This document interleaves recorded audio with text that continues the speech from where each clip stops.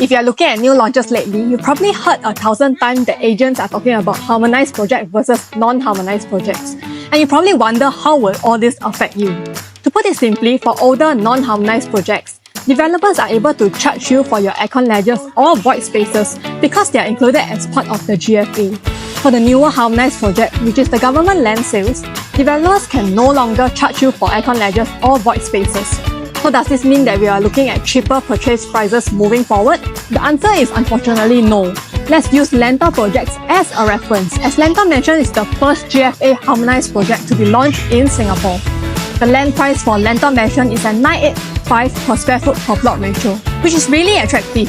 Whereas for the rest of the non-harmonized projects such as Lentor Hills and Hillock Green, the land was bought at above 1,000 per square foot per plot ratio.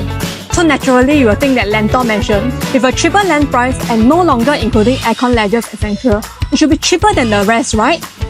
However, the average transacted price of the units at Lentor Mansion is at 2271 PSF, whereas the other projects mentioned are below 2200 PSF. So why is that so?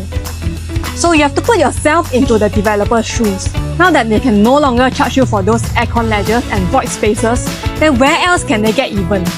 In short, we have noticed a trend where non-harmonized projects are generally bigger in size, and we're talking about the same unit type, and their PSF will be slightly lower, whereas for harmonized projects, the size of the units is actually smaller generally and at a higher PSF.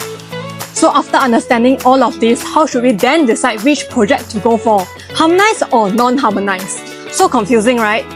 For example, Hillock Green and Lentor Mansion. So let's look at their 3-bedder, both on the 8th floor with a similar size. But can I tell you that the buyers at Lentor Mansion, which is a harmonized project, actually bought in the unit at $64,000 higher. In that case, wouldn't it be wiser to go with the non-harmonized project? Actually, all this really depends on your timing and the area that you're looking at as well.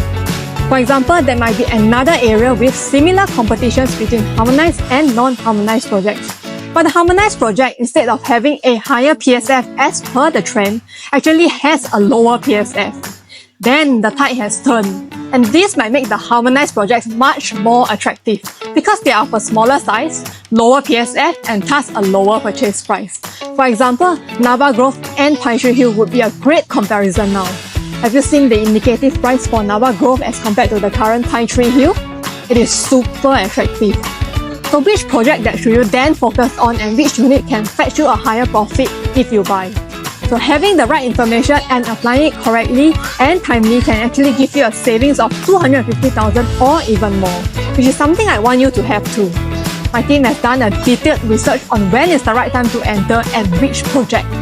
Of course, all this also depends on your budget. So if you are keen to find out more, please drop me a DM.